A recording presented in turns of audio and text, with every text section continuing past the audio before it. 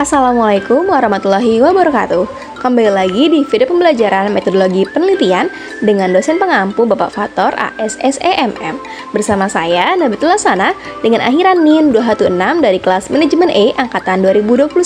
Di video kali ini aku membahas materi tentang mixed method atau metode kombinasi dalam penelitian. Langsung saja kita ke pembahasannya.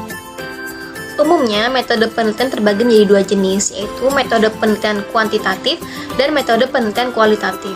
Metode penelitian kuantitatif baik digunakan dalam penelitian yang bersifat deskriptif, survei, maupun eksperimen. Sedangkan untuk yang kualitatif baik digunakan dalam penelitian yang bersifat studi kasus, melihat suatu fenomena, sejarah, dan lain sebagainya. Seiring dengan perkembangan zaman, para peneliti mulai menggunakan pendekatan baru, yaitu dengan mengkombinasikan kedua metode penelitian ini untuk mendapatkan kesimpulan yang lebih komprehensif. Pendekatan ini kemudian lebih dikenal dengan sebutan penelitian campuran atau mixed method.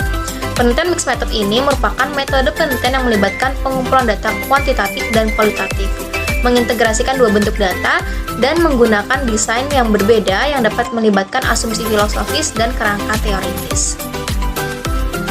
Menurut Jansen dan kawan-kawan tahun 2007, terdapat beberapa karakteristik yang menggambarkan mixed method.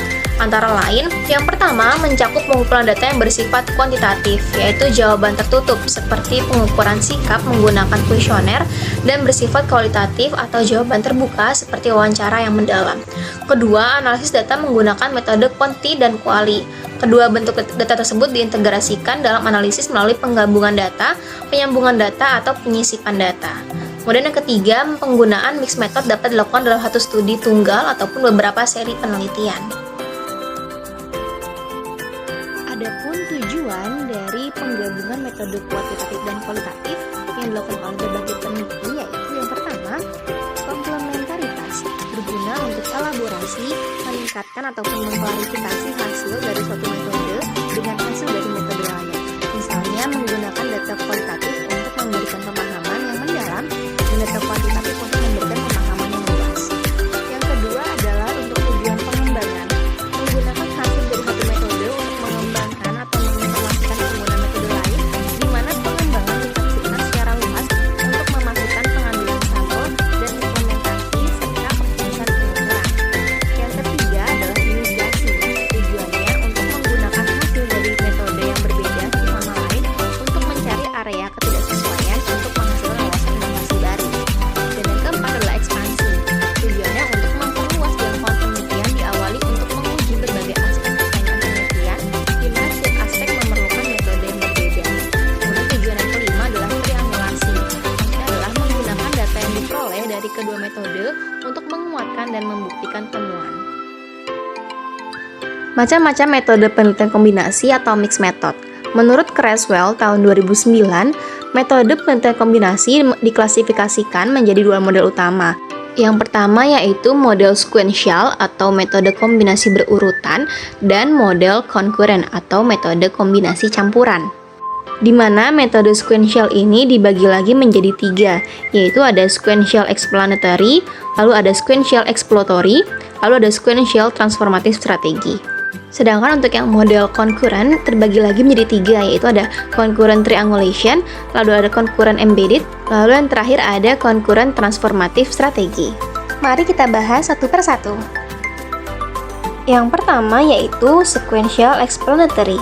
Metode penelitian kombinasi model sequential explanatory dicirikan dengan pengumpulan data dan analisis data kuantitatif pada tahap pertama, dan diikuti dengan pengumpulan dan analisis data kualitatif pada tahap kedua, guna memperkuat hasil penelitian kuantitatif yang dilakukan pada tahap pertama.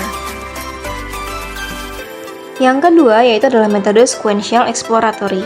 Metode ini sama dengan metode sequential explanatory yang sebelumnya, hanya saja dibalik, di mana pada metode tahap ini, tahap awalnya menggunakan metode kualitatif dan tahap berikutnya menggunakan metode kuantitatif. Bobot metode lebih pada metode tahap pertama yaitu metode kualitatif dan selanjutnya dilengkapi dengan metode kuantitatif. Kombinasi data kedua metode tersebut bersifat konektif atau menyambung. Ini hasil dari penelitian tahap pertama yaitu hasil riset kualitatif dan tahap berikutnya yaitu hasil riset kuantitatif.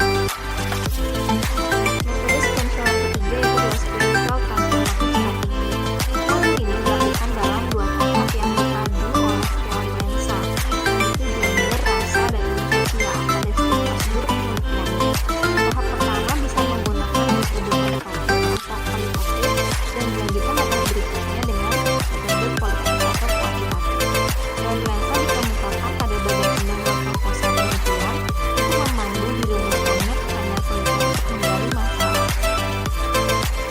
Berlanjut ke metode Courant, yang pertama ada Courant Triangulation Strategy. Model atau strategi ini merupakan model yang paling familiar di antara 6 model dalam metode kuantitatif atau metode kombinasi. Dalam model ini, peneliti menggunakan metode kuantitatif dan kualitatif secara bersama-sama, baik dalam pengumpulan data maupun analisisnya. Kemudian dapat ditemukan mana data yang dapat digabungkan dan dibedakan. Yang selanjutnya adalah metode Courant Embedded Strategy.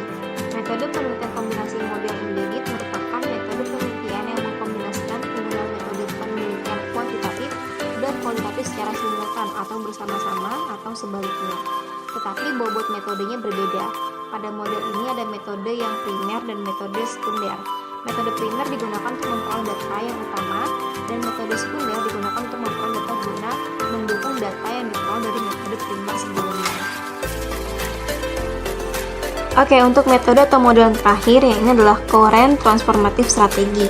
Metode Courant Transformative Strategy ini merupakan gabungan antara model triangulation dan embedded, di mana dua metode pengumpulan data dilakukan pada satu tahap atau fase penelitian dan pada waktu yang sama. Bobot metode bisa sama dan bisa tidak sama. Penggabungan data dapat dilakukan dengan merging, connecting, atau embedding, yaitu mencampur dengan bobot yang sama, menyambung, dan mencampur dengan bobot yang tidak sama. Itu dia materi yang dapat saya sampaikan, kurang lebihnya saya mohon maaf. Thank you so much for watching and hope it helps. Wassalamualaikum warahmatullahi wabarakatuh. Bye!